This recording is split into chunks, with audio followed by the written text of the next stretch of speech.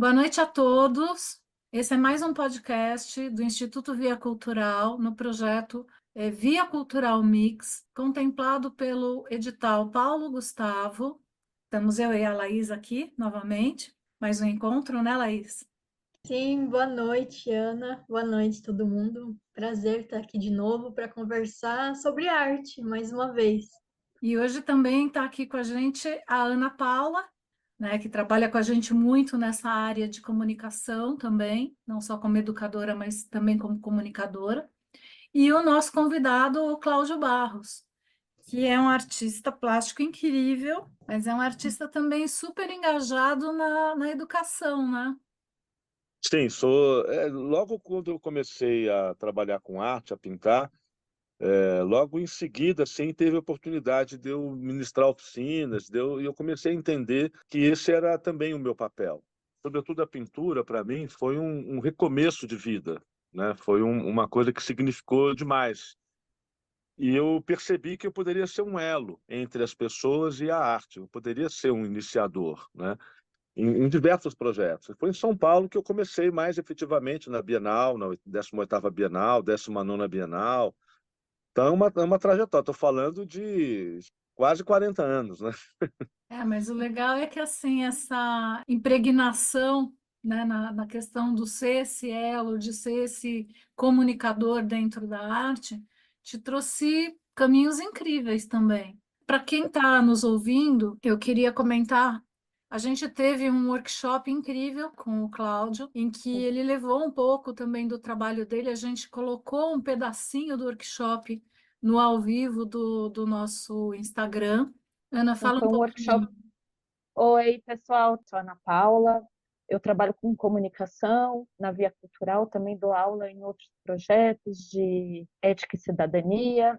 Tive a oportunidade de participar do workshop do Cláudio ontem, e foi legal para abrir a cabeça mesmo e poder enxergar que a arte está em tudo, que a gente pode enxergar arte em qualquer coisa que a gente veja na nossa frente. E é isso, né? É sobre se abrir para o mundo, é sobre imaginação, é sobre o que você quer passar para as pessoas. É muito legal. Eu tenho muitos conceitos, né? A arte é uma coisa que muita gente gosta de falar, e às vezes fala muito, né, para tentar explicar e você nunca consegue esgotar, né? Mas eu trouxe um filósofo da arte, um pequeno conceito dele que eu acho muito importante, que é o Luigi Parison, que ele fala o seguinte: ele diz que a arte são três coisas. A primeira coisa, a arte é a expressão. Em sendo expressão, ela, de certa forma, retrata o seu autor, ela revela o seu autor, em diversos aspectos, né? Emocionalmente, fisicamente, né? Eu dei até o exemplo, né? Cada um tem uma assinatura, um calígrafo pode mostrar que uma assinatura não é de uma pessoa, porque só pode ser do autor dela, né?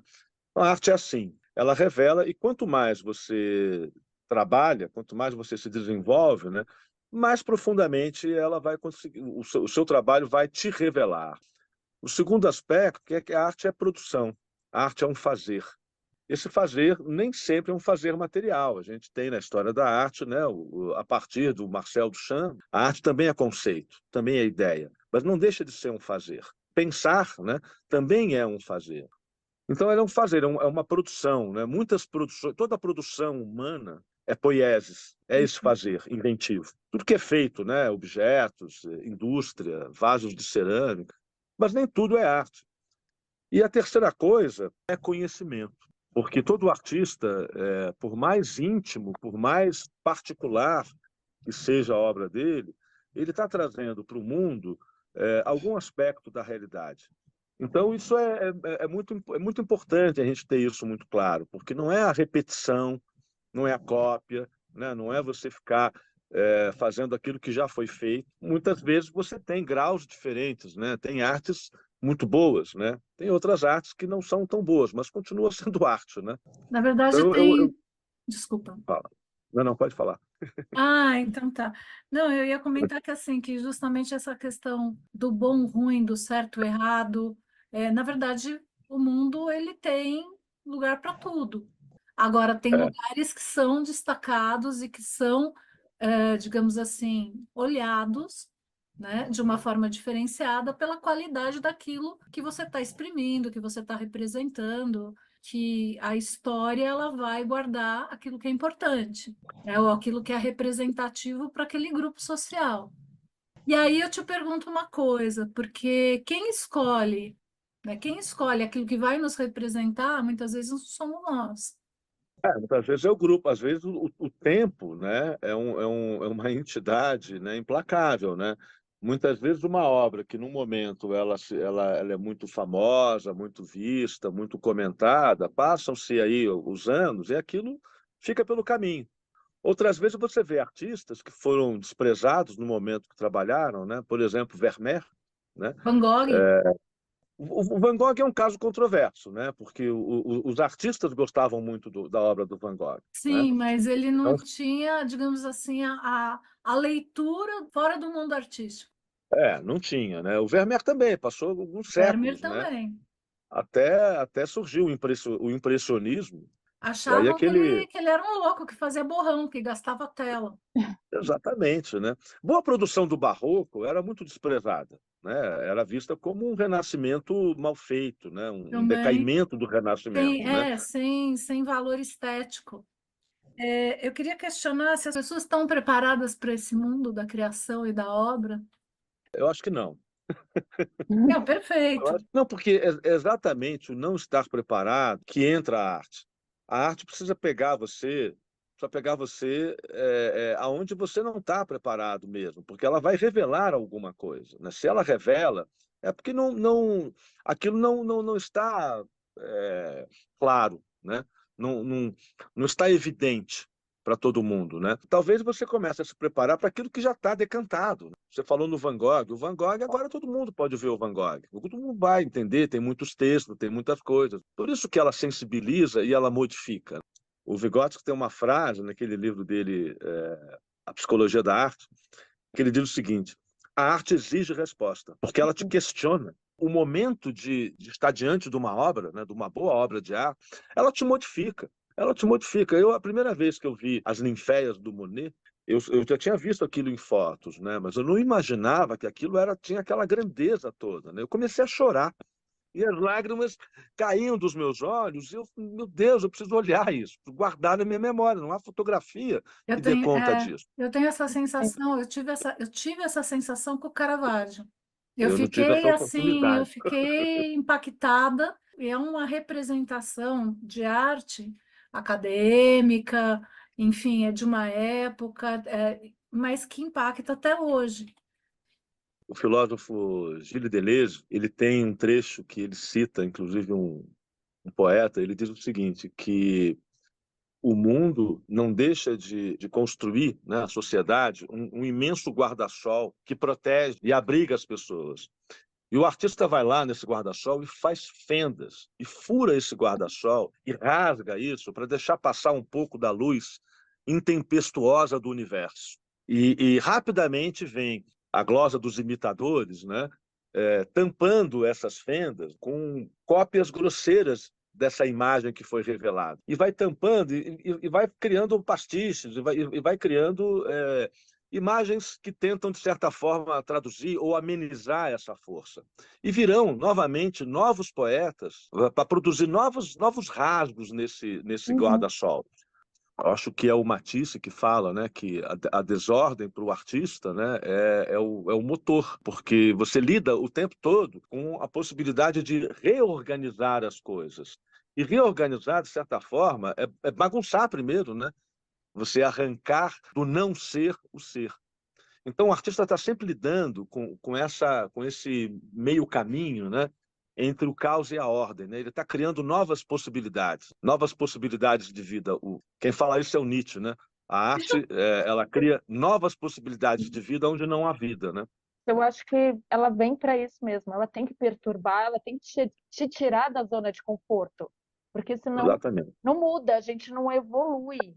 Ela tem essa função também desbravadora de não, todo mundo faz assim, vamos pensar diferente. Por que a gente não vai por outro caminho? E aí, de repente, tira as pessoas daquela zona de conforto que não é confortável para a maioria das pessoas. Eu acho que aí vai esse pensamento de que a gente nunca está preparada, porque a gente a gente está sempre acomodada naquela situação confortável. Ontem no workshop a gente falou um pouco sobre isso, como a necessidade faz com que as pessoas fiquem criativas. Eu acho que tem tudo a ver. Você vê, outro dia eu estava lendo uma notícia de que o Oceano Atlântico ele vai ser desmanchado, né? As placas tectônicas, né, vão aproximar os continentes americano, europeu e africano, e vai virar uma coisa. O Oceano Atlântico vai acabar. Mas eu falei, mas como que é isso? Ah, não, em milhões de anos. É Então a gente tem que lidar, né? 250 milhões de anos. Mas isso, esse pensamento está diante de nós. Eu lembro assim, quando eu conheci a obra da Adriana Varejão, né, e aí eu comprei alguns livros e tal, e fiquei encantado com. Ela começa a falar em contra-conquista. Então ela fazia obras recuperando imagens que tinham sido feitas em 1500, né? Tinham sido feitas na Europa, inclusive, né, por artistas que nunca tinham pisado no Brasil, mas representavam o Brasil. Toda a Exato. nossa geração e as anteriores aprendeu que o Brasil era aquilo, que o índio era aquilo, era aquela figura. Eu comecei a olhar para aquilo e falei, caramba, esse índio está com uma pose renascentista. Não, ele não ficou posando numa pose renascentista. Então, como é isso? Aí eu encontrei a Lilia Schwartz e fiquei perguntando, falei, mas como que é? Ah, você sacou. Isso aqui foi feito por um belga, pelo Theo de Brick. Claro. Ele ilustrava todas as obras, né? E muda tudo. Você não consegue mais pensar no Brasil sem. Inclusive, desculpa te interromper, inclusive, alguns artistas como a Adriana começaram a instigar essa rehistória, essa reescrita de memória que hoje a gente vê, porque é uma coisa de 20 anos. De Sim. 20 anos para cá que hoje a gente fala de reparação, hoje a gente olha para os povos originais. Hoje, por quê? Mudou a história, né? Você muda o passado, Você né? muda o passado. Sim, Você muda o sim. passado. Mas eu queria te perguntar, porque, né, com toda essa tua vivência, enfim, que vai fundo, tal, você desenvolveu um lado de arte educador muito bacana também. E a arte educação, ela tem vieses, né? Me conta, me fala um pouco da tua experiência.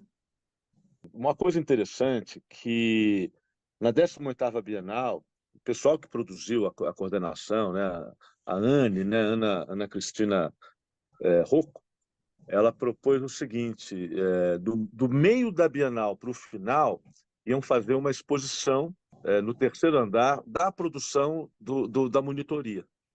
Então, aquilo criava uma coisa nova, porque você tinha produção de crianças, de escolas, né, sendo exposta junto com a obra no mesmo espaço expositivo da obra de artistas. Isso foi muito legal. Então, a grande questão que se falava, mas a produção de criança é arte? A gente não fazia essa pergunta, porque a gente tinha certeza que era. É uma arte que, é claro, ela é mediada, ela tem um arte educador que formula, né? Tem materiais que são colocados, tem uma proposta que é colocada, mas o produto daquilo é o ponto de vista da criança, né? Daí, num outro momento, né, a gente estava conversando aqui em off, eu fui trabalhar no CAPS de Diadema, um ponto de partida, ia trabalhar com a percepção. Trabalhei, né? Fiquei quase 10 anos lá, né? Mas o que eu acabei percebendo é que, ao longo do trabalho, você perguntava assim, quem é você? Né? Eu trabalhava com psicóticos, né? Com esquizofrênicos, né? De vários graus. O aluno, a aluna, ela repetia o diagnóstico do médico, o prontuário. Quem você é? Ah, eu sou esquizofrênico, bipolar e tal. Não, mas quem é você? Então, eu sou aquilo que dizem que eu sou. E pessoas assim, meio que abandonadas também pela família. Então, quem é essa pessoa? Ele é o louco. Ah, o louco tem que internar, porque ele não cabe na sociedade. Mas a gente começa a trabalhar, e aí, assim, ao longo do trabalho, né, formei uma turma e tal, e as pessoas iam produzindo, né? Na outra semana iam produzindo, e ao longo de um pequeno tempo, né, ele olhava para a produção dele e ele se reconhecia na produção. Então ele deixava de ser louco apenas e passava a ser um autor.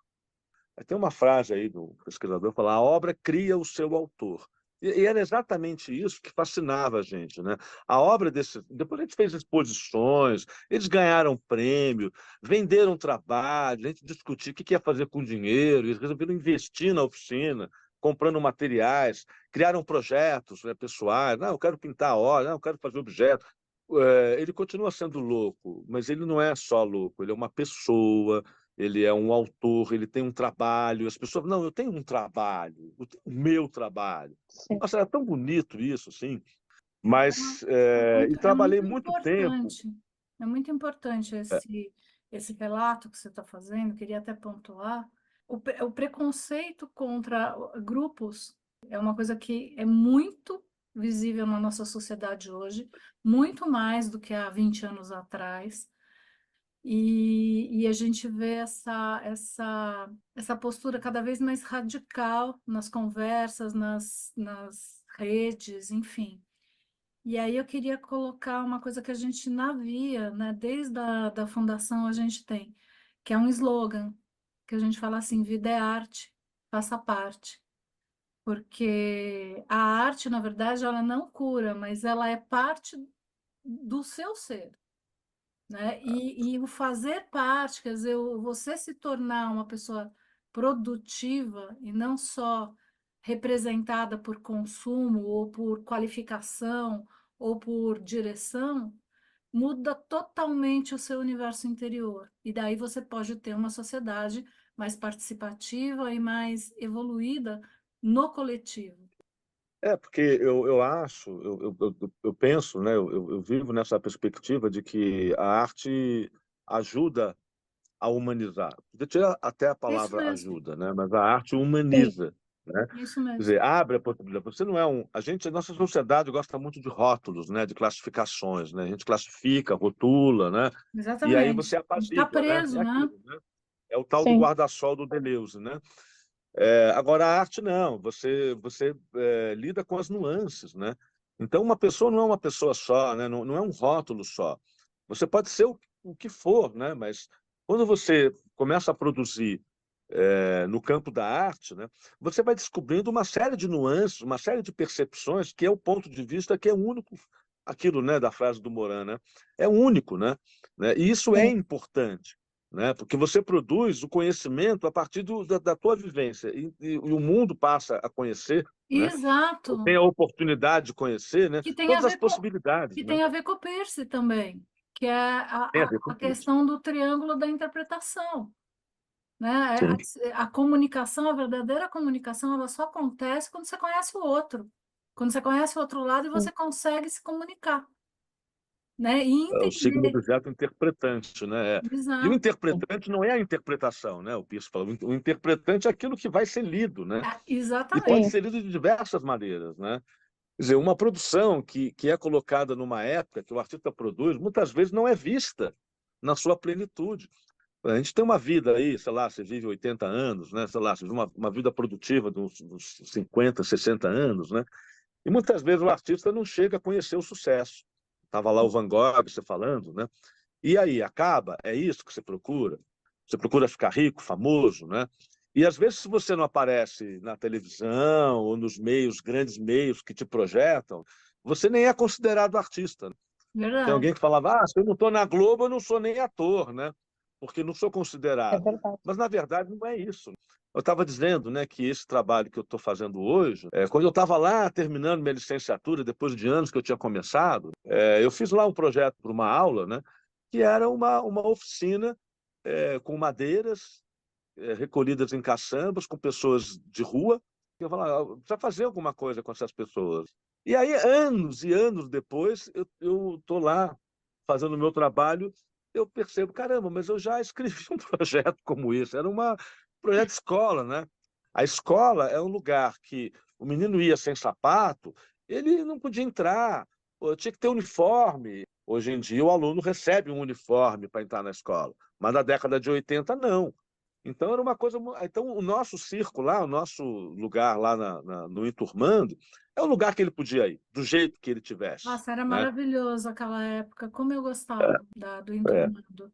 Na verdade, virava uma segunda família, né? é. Você tinha um espaço que Ninguém sabia no começo exatamente o que que a gente estava fazendo. É a tal da história do caminho. Conforme a gente foi fazendo, a gente foi aprendendo no fazer. Para quem não conhece o Circo Escola, é um projeto dos anos 90, esteve aqui em São Paulo, linkado, né, com políticas públicas que estavam iniciando, e assim vários educadores começaram a se formar a partir dessa época, porque até então, aqui em São Paulo, a gente falava de professores, a gente não falava de educadores. E foram feitas coisas incríveis, e nasceram coletivos, e nasceram cooperativas naquela época, que mudaram o perfil da periferia. É fato isso, a gente sabe como o processo foi interessante e frutificou naquela juventude, naquelas crianças que estavam participando. E tinham direito a dentista, um acompanhamento médico, um lanche. Foi um projeto que, assim, na minha vida me marcou demais como educadora.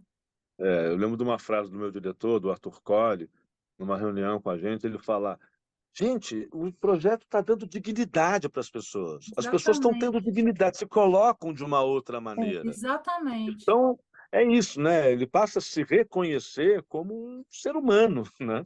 Mas você vê a importância de plantar a semente que você estava falando, porque É, isso foi um projeto de, gente, 35 anos atrás. é. 30, acho que Começamos em 88. 37, 37 Começamos em anos 88. atrás. Então, assim, hoje a gente tem uma outra configuração das políticas, dos editais, das possibilidades dentro Exatamente. da cultura. Verdade. Tinha uma aluna na EMEA de Santo André, assim, era um curso para adolescentes e adultos, né? E a senhora era uma professora aposentada. E agora eu vou fazer, na apresentação, ela dizia assim: agora eu quero fazer aquilo que eu sempre quis fazer e nunca pude fazer. Porque um professor lá, quando eu comecei na escola, ele disse que eu não tinha jeito para arte. E eu achei que eu não tinha jeito e nunca mais tentei. Olha só. E ela falou: não, então agora, ela tinha uns 60 anos, né? Eu vou fazer do jeito que der, né? E nossa, é lindo isso, né? Maravilhoso. E ela estava começando ali, né? Com uma coragem enorme, né? Agora eu lembrei, né? Minha mãe faleceu no começo desse ano, né? E ela estava com um problema na coluna, um problema na perna, não conseguia se mexer, ficou na cama praticamente o ano passado inteiro, né? E eu dei um caderno para ela, preciso fazer alguma coisa, né? Ela gostava de palavra cruzada, mas palavra cruzada também é meio chato, então eu ficava com ela inventando jogos. Aí eu dei um caderno para ela, né? Para ela desenhar. Para desenhar ela consegue fazer na cama, mas ela não desenhava, não desenhava. E aí ela começava a cantar umas musiquinhas de infância, né? Eu falei: mãe, que legal, você está cantando umas musiquinhas, umas músicas legais, escreve essa música, desenha essa música. Daí ela desenhou, ela fez um desenho, depois ela trouxe uma outra música, estava desenhando a segunda música, né? A pessoa que estava lá com ela, acompanhante, né? Gravou, mostrando o desenho e cantando. Que Então, assim, linda! ela teve muito sofrimento, de dor mesmo, mas naquele momento ela estava ligada no Ela estava presente, plena. tá? Feliz, né? Tudo parou, né? O mundo parou, a cama parou, o hospital parou, tudo parou para ela manifestar aquela coisa bonita, né? Uma cantiga que ela cantava para mim quando eu era criança e desenhando aquilo, né? Ela deu um outro significado para aquilo, né? Coisa linda. Assim, eu não queria encerrar essa conversa, esse podcast, só que, assim, eu queria que a gente tem 5 minutos para se despedir. Então, eu queria que você deixasse uma mensagem aqui para quem está ouvindo a gente. Olha, eu vou dizer o seguinte, então, você que está começando a fazer arte, você que está pensando em fazer arte, faça. Acredite em você e se respeite. O seu modo de ser, o seu ponto de vista.